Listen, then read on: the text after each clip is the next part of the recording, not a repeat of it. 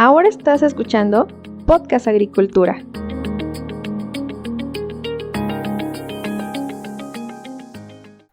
Hola, ¿qué tal? Me da muchísimo gusto saludarlos nuevamente. Les doy la bienvenida al episodio número 274 del podcast titulado Claves para el uso eficiente de los fertilizantes. Y considero que este tema en la actualidad es de mucha importancia porque, como todos nosotros sabemos, en fechas bastante recientes el precio de los fertilizantes a nivel mundial ha aumentado de manera considerable. Y los fertilizantes, al constituir un insumo clave para la producción agrícola, pues determinan o más bien inciden de manera directa en el aumento o la disminución de los costos de producción. En este caso obviamente estamos hablando de un aumento importante, y también en el aumento de los precios de los productos agrícolas para el consumidor final. Justamente por esta situación en la cual estamos inmersos, hoy más que nunca la gestión del recurso fertilizantes es más importante que nunca.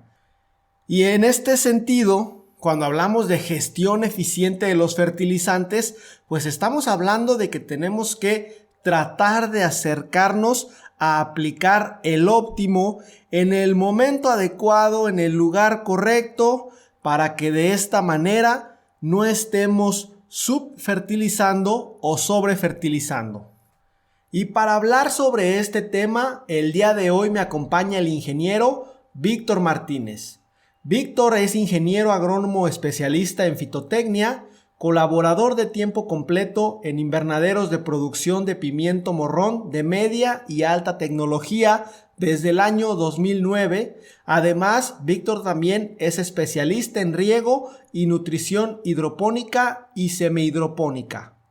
Víctor está orgulloso de sus orígenes, nació en Tecpan de Galeana, en el estado de Guerrero, fue criado en Tezontepec de Aldama, esto en el estado de Hidalgo, y se formó profesionalmente en la Universidad Autónoma Chapingo, ubicada en Texcoco, Estado de México. Actualmente radica y labora en el estado de Querétaro. Así que pasemos a la entrevista con Víctor.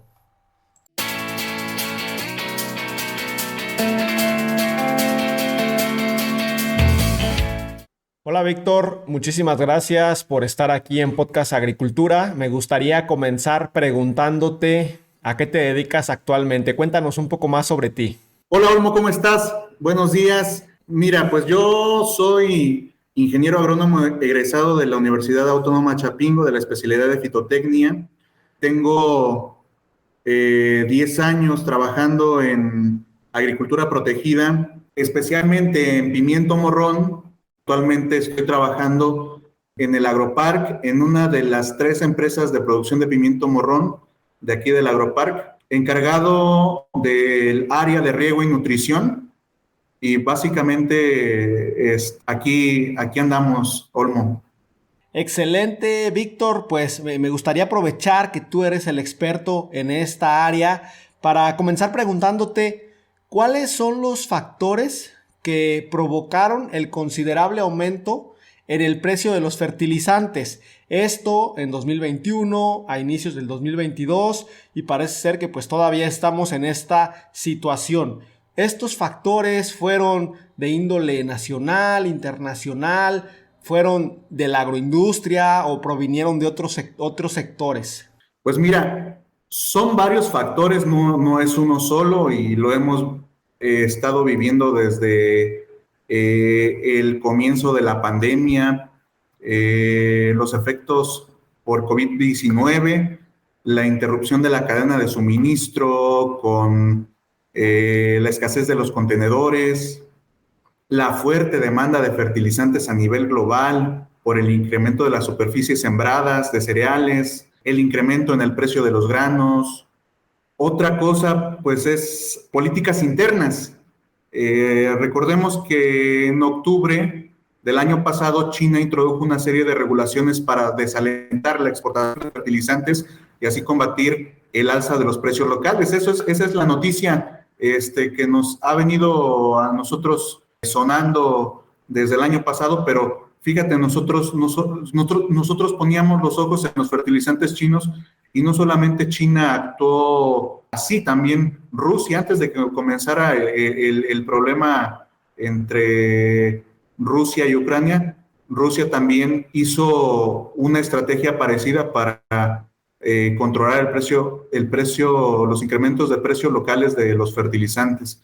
Otra cosa, pues, es ahora que es un tema bastante preocupante, que es la ofensiva militar rusa en Ucrania, ¿no? Esto provoca, pues, grandes problemas porque nosotros somos un país importador mayormente y las mayores importaciones de fertilizantes son rusas y chinas.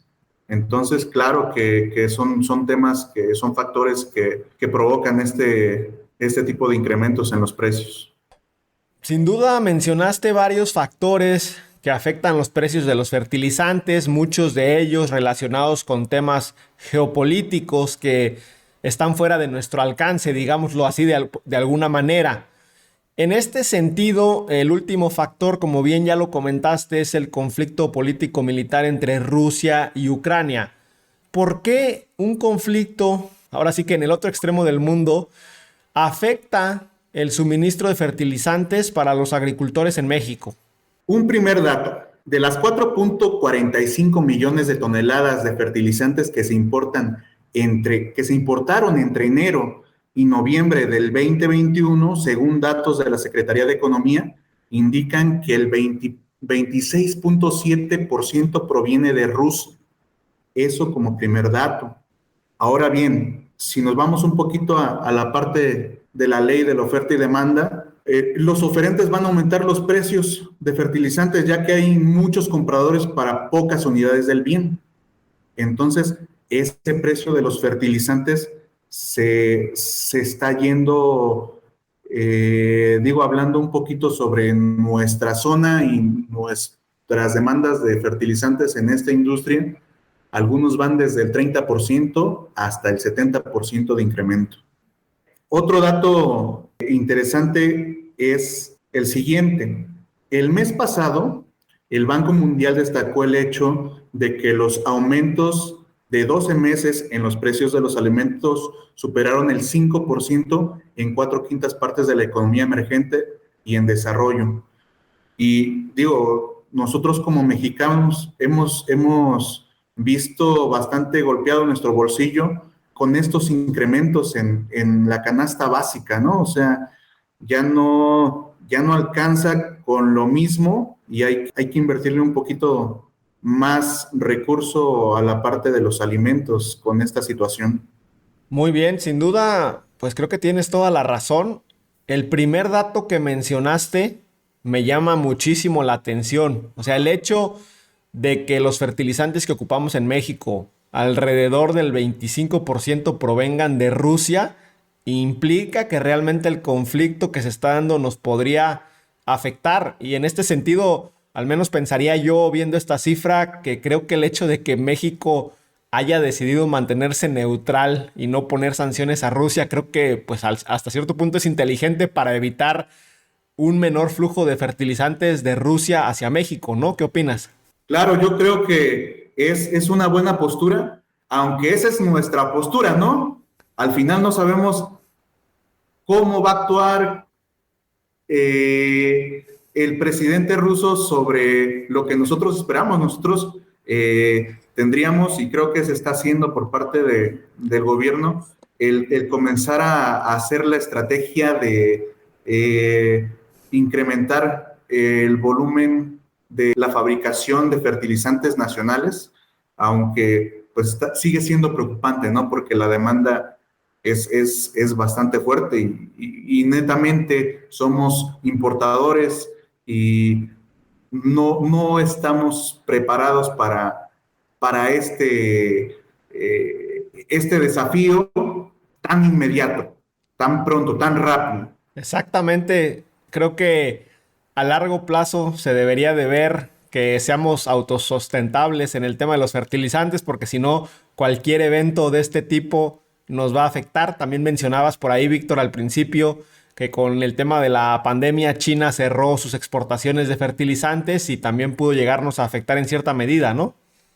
Sí, claro. Nosotros en el caso te decía, en nuestro día a día, la mayor oferta de nitrato de calcio es chino. Y nosotros en nuestra gama de fertilizantes usados con fines de hidroponía, el 50 o 60% es meramente nitrato de calcio. ¿Por qué nos preocupaba, no? O sea, al ser nuestro mayor producto de consumo para la operación de riego y nutrición, es el desabasto de ese fertilizante, y al no haber tantas fuentes de calcio, porque, o sea, si pensamos para hidroponía, en calcio solamente tenemos nitrato de calcio y cloruro de calcio, pero seguramente el cloruro de calcio no es la mejor opción. Así es. Entonces, nos vemos preocupados, ¿no? Al ser un producto que no tiene tantos sustitutos, claro que nos preocupa el desabasto de nitrato de calcio. Así es, no tienen como muchas alternativas para proporcionar Sí, calcio al cultivo más que nitrato de calcio. sí, no, hombre. Oye, en este sentido, ya que mencionaste un fertilizante en específico y tú que justamente te dedicas a ver el tema de los fertilizantes por tu trabajo, ¿tendrás algunos datos sobre qué tanto han aumentado los principales fertilizantes debido a estas situaciones que comentábamos antes? En nuestro manejo de nutrición utilizamos diferentes fertilizantes hidrosolubles. Es el caso del nitrato de calcio, nitrato de magnesio, nitrato de potasio, sulfato de magnesio, fosfato monopotásico, y algunos otros elementos menores que también han incrementado el precio, aunque en el porcentaje de consumo no son tan impactantes. Sí es significativo el incremento del precio. Por ejemplo, vamos a hablar de los que menos incrementaron, que es el caso del sulfato de magnesio. Vamos a hablar de agosto del 2021 a enero del 2022. Ok. En el caso del sulfato de magnesio, incrementó un 25% con respecto al año pasado. En el caso del nitrato de calcio, que nuevamente lo vuelvo a comentar, es nuestro principal insumo en la parte de nutrición en la agricultura protegida, incrementó aproximadamente aquí en la zona un 36% con respecto al año pasado. El nitrato de magnesio un 50% con respecto al año pasado. Y aquí vienen los que incrementaron mayormente el precio, que son los fertilizantes potásicos, ¿no? El nitrato de potasio y el sulfato de potasio incrementaron entre un 50 y un 60% el precio. Y en el caso del fosfato monopotásico con respecto al año pasado, ese fertilizante es el más impactante para nosotros, porque el incremento fue de un 60 a un 70% en el precio con respecto al año pasado. Haciendo un número global de incremento de precios con respecto al año pasado, más o menos es de un 45% el incremento global de los precios de los fertilizantes, de toda esa gama de fertilizantes que nosotros estamos usando para agricultura protegida. Interesante. Esta cifra, me voy a quedar ahorita con ella, de la del 45%, digamos, de manera general en el incremento, implica obviamente un aumento en el costo de producción. En este sentido, como ya aumentaron el precio de los fertilizantes, que por supuesto no lo veo yo como algo positivo, pero que nos lleva a tratar de buscar la eficiencia, porque si un insumo cuesta ahora más, hay que utilizarlo de manera más eficiente.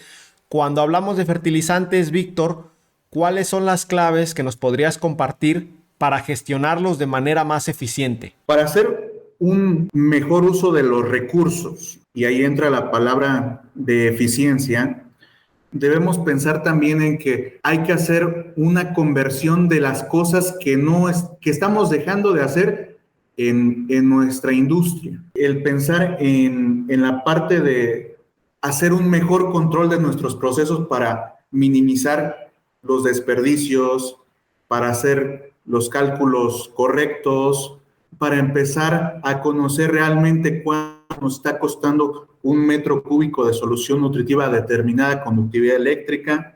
Son datos que debemos tener a la mano y que si no los tenemos debemos de acercarnos a los expertos, a los profesionales que se encuentran en este ámbito de la agricultura, de la nutrición. Yo no soy tan experto en temas de suelo, me siento más capaz en este tema de hidropónicos y semihidropónicos, pero en ambos casos, ¿no? O sea, debemos de ver a esta agroindustria más como industria que como agro para empezar a hacer esa conversión de mentalidad, de control de procesos, de mediciones, porque si comenzamos a hacer mediciones, podemos mejorar los procesos. Entonces, de ahí parte este concepto de cómo mejorar, ¿no? Si nosotros queremos mejorar algo, tenemos que hacer mediciones. En el caso de llevar una nutrición adecuada, pues hacemos mediciones de nuestra conductividad eléctrica de drenaje, nuestra química de drenaje, nuestra química de nuestra planta, de nuestra fruta, y poder hacer ajustes en base a eso para no estar haciendo suposiciones sin tener una métrica y tomar mejores decisiones en base a esas métricas. Entonces, sí creo que aquí es importante la interacción con la parte profesional para comenzar a virar a ese enfoque más hacia el control de los procesos para mejorar y optimizar y hacer más eficientes nuestros recursos. Tú como especialista en un cultivo, en este caso en producción hidropónica, donde, como bien mencionas, hay un cambio ya de mentalidad porque se tiene que hacer mediciones de manera constante. ¿Cómo estableces tú cuánto fertilizante aplicarle al menos a tu cultivo específico? Cuando tú entraste, digamos, a la empresa, ¿te lo indicaron o más bien buscaste referencias bibliográficas? Y te pregunto esto porque sé que muchos ingenieros en campo de repente no tienen quien les comparta la información y se van con las referencias bibliográficas, pero a veces buscando te encuentras con rangos muy, muy distintos. Hoy te pueden decir, aplica desde esto hasta esto y dices tú, bueno, si me voy con un rango, aplico 3, 4 veces menos fertilizante que con el otro rango. Si aplico el otro rango, me gasto 5 veces más en fertilizantes y surge esta duda como de, ¿qué hago? Sí, sí, claro. Mira, información hay mucha, pero especialmente yo te platico, tuve la oportunidad de estar en una capacitación con un profesional en la nutrición de Holanda, en Holanda, que se llama Geerten van der Loop. Esta persona, y digo, y es lo mejor de todo, ¿no? Tiene una página, la buscas así como Geerten van der Loop, y tiene un manual sobre nutrición. Aquí lo tengo, se llama Nutrient Solution for Greenhouse Crops. Este manualito es gratis, ¿no? O sea, no tienes que pagar por este manualito, lo puedes descargar desde su página. Ok. Y tiene información desde la parte de calidad de agua, desde los diferentes targets que tú puedes usar para diferentes cultivos, desde flores, tomates, fresas, pimientos, en diferentes condiciones, suelo, materia, sustrato orgánico, sustrato inerte. Entonces, hay muchas referencias. Yo en lo particular me gusta esta. Lo uso como referencia, como una solución nutritiva estándar con los ajustes sugeridos, pero siendo México un país bastante extremoso, con picos de radiación en el mediodía bastante altos, obviamente que la dinámica es un poquito más, no es tan conservadora como en el manual y tenemos que hacer ajustes nuestros, aterrizando en nuestras unidades y en nuestras condiciones ambientales externas. Entonces, es ahí donde conforme van pasando los años, vas ganando algo de experiencia y lo que en algún principio te daba miedo mover 0.5 o 1 milumol, a lo mejor después lo mueves sin miedo hasta estirarle un poquito más de acuerdo a lo que tú estás esperando que te dé el cultivo. Así más o menos es como yo he hecho las cosas con personas que me he encontrado en el paso de los años, que me han orientado y que me han dicho dónde está la información que no encontraba. Y la verdad es que yo he tenido mucha suerte de encontrarme con muchos profesionales en esta parte de la nutrición que me han ayudado mucho a resolver bastantes dudas. Oye, pues excelente. Por ahí me compartes el enlace para Sí, poder claro. ponerlo en las notas del episodio, porque así por nombre no creo que vayamos a encontrarlo muy fácil. Sí, yo te lo paso. Ok. Oye, y en este sentido, ¿cómo podemos hacer frente en la producción hidropónica al aumento que se ha tenido en el precio de los fertilizantes? Ya de manera general, por decirlo así, nos hablaste sobre algunas claves para usar de manera eficiente los fertilizantes, pero ahora en esta última parte de nuestra plática quisiera pasar a que nos des ya, digamos, información más específica. Cómo mezclar los fertilizantes, cómo saber cuánto me está costando la aplicación en determinado volumen. ¿Qué nos puedes contar al respecto?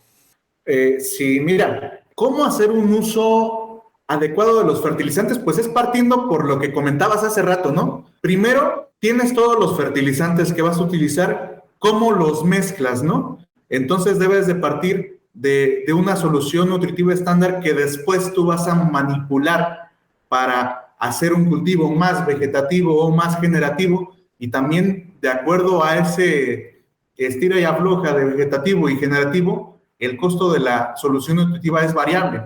Una solución más generativa es una solución más cara. Una solución más vegetativa es una solución un poquito más económica.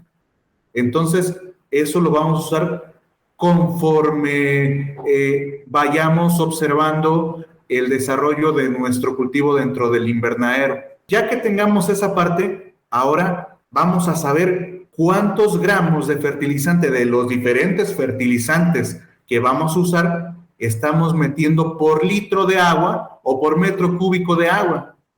Voy a poner un ejemplo.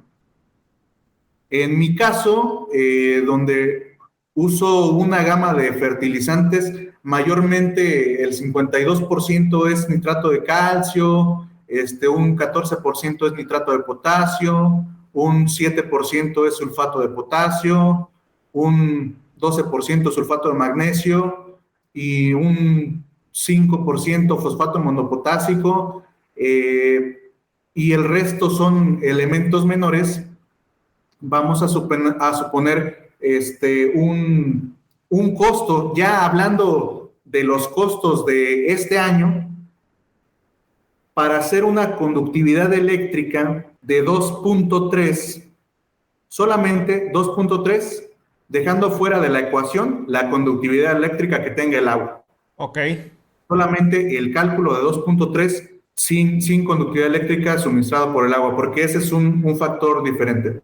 Lo voy a poner ahí rápido en explicación. Por ejemplo, en mi situación, yo tengo una planta de tratamiento de agua donde el agua que uso para regar tiene 0.2, entonces yo estoy metiendo 2.3 de conductividad eléctrica de comida y 0.2 del agua. Entonces, mi conductividad de 2.5 final la hace mayormente solamente fertilizantes que me dan, que es la comida, vaya. Si yo quisiera hacer una solución nutritiva a 2.5 igual que la otra, pero si mi conductividad del agua no es 0.2 y es 0.6, entonces ahora ese 2.3 de comida ya no es 2.3, ahora es 1.9, porque el complemento de la conductividad eléctrica para hacer 2.5 me lo está haciendo con 0.6 el agua que voy a utilizar para la fertilización. Entonces, sí es lo mismo llegar a la misma conductividad, pero ¿cómo llegas a esa conductividad y con qué elementos estás llegando a esa conductividad? Eso es lo importante, ¿no? Bueno, hablando de ese ejemplo de 2.3, supongamos que estamos haciendo 2.3 con los diferentes fertilizantes y que nuestro costo es de 60 pesos por metro cúbico. Cuando esa misma solución el año pasado me estaba costando alrededor de 40 pesos por metro cúbico. Si lo multiplicamos por el número de metros cúbicos que necesitamos durante nuestro ciclo, dependiendo de las operaciones, pues ahí vamos a tener un fuerte golpe al bolsillo, al presupuesto por concepto de fertilizantes.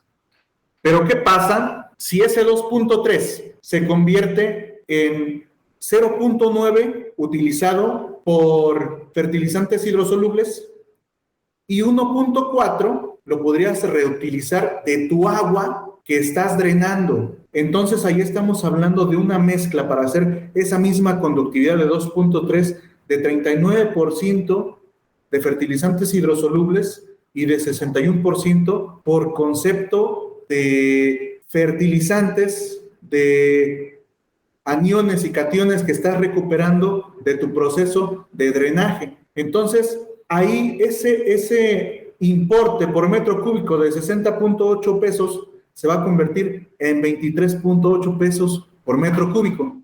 Esa es una de las formas en que yo veo la importancia de hacer uso de la recirculación en estos sistemas hidropónicos y semihidropónicos, porque no solamente digo, es una inversión el tener una lámpara UV, el tener un ozono, el tener una desinfección diferente, medios filtrantes, es una inversión que con este incremento de fertilizantes seguramente va a estar más que pagada.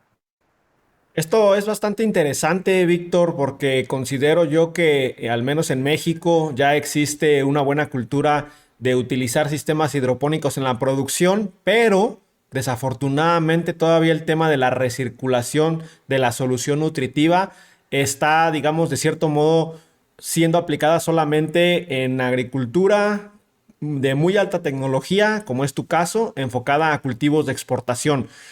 Ya mencionaste que obviamente para recircular se necesita hacer una inversión en lámparas ultravioleta y otro tipo de cuestiones.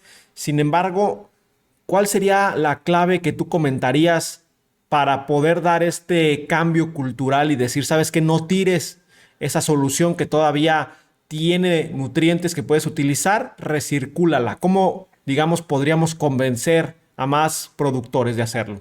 Yo creo que parte del hecho del costo. El beneficio es directo a la disminución en el costo de los fertilizantes si utilizas agua de tu proceso de drenaje. A veces se nos hace bastante complicado por el tema de infraestructura nueva, porque pensamos que solamente se puede hacer con equipos de alto costo. Y yo creo que desde el agricultor más grande hasta el agricultor más pequeño puede hacer un uso de recirculación y no solamente enfocado en equipos caros, ¿no? Hay diferentes formas de poder hacer la recuperación de esa agua, de hacer un proceso de desinfección y volverla a integrar en tu proceso de fertirriego, aprovechando los beneficios de todas las sales minerales nutritivas para el cultivo que tiene como propiedad esa agua que estamos tirando. Excelente, Víctor. Pues muchísimas gracias por compartir con nosotros parte de tus conocimientos. Ya para finalizar, si tienes algún comentario para la audiencia del podcast, te lo agradecería. Pues muchas gracias a ti, Olmo. Mira, yo como comentario nada más hay que salirnos de la caja, hay que pensar fuera de la caja, no solamente es lo que estamos viendo en los noticieros, hay que leer, hay que ver cómo se está moviendo el mundo, y te quiero compartir una nota de hace 5 meses, pero para que nos demos cuenta cómo se está moviendo el mundo. Mira, Grupo ICL, que es un productor de fósforo israelita y que comercializa productos aquí en México también, comenta lo siguiente: a partir de hoy, estamos expandiendo nuestra huella de fosfato especializado para satisfacer la creciente demanda del emergente mercado de baterías EP, expandiendo nuestra oferta de soluciones de fosfato monoamónico MAP y comprometidos a crear capacidad adicional para satisfacer la producción en rápido aumento de baterías de fosfato de hierro y litio, destinadas a vehículos eléctricos y otro almacenamiento de energía. La tecnología LFP ofrece una seguridad superior, un menor costo y una vida útil más larga. O sea, nuestras materias primas no solamente las usamos nosotros, ¿no? Las usa la industria refresquera, las usa la industria automotriz ahora con esta conversión a autos eléctricos, a baterías. Entonces, el mundo se está moviendo de una forma muy interesante y hay que estar informados, hay que leer, hay que escuchar los podcasts, hay que estar en la jugada, Olmo. Oye, Víctor, entonces la industria de la movilidad eléctrica pronto nos va a pelear el fósforo a la industria agrícola y eso, al menos lo que se me viene a la mente en estos momentos, es que va a hacer que el precio se dispare, en este caso del elemento fósforo, ¿cierto? Sí, yo no entendía por qué razón el nitrato de calcio aumentó en un 30%, pero el fosfato monopotásico aumentó en un 70%. Tal vez mucho de esto va como respuesta a este tipo de movimientos de la industria. Sí, creo que tienes razón, Víctor. No estaría mal para más adelante que nos puedas compartir qué otras industrias utilizan nuestras materias primas, en este caso los fertilizantes. Ya nos mencionaste el ejemplo a lo mejor de las refresqueras, de la industria automotriz, en este caso de la movilidad eléctrica, pero creo que sería muy, muy interesante entrar con más detalle a este tema. Claro, con mucho gusto, cuando gustes, Olmo. Excelente, Víctor, muchísimas gracias.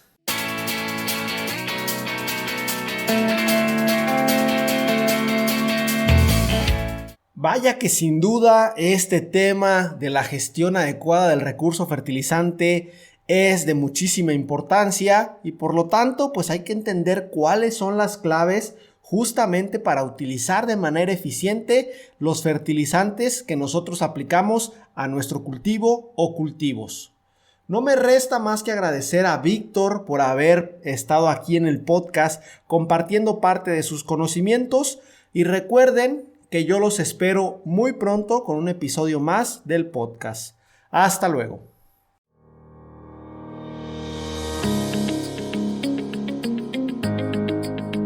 Hemos llegado al final de este episodio. Muchas gracias por escuchar Podcast Agricultura.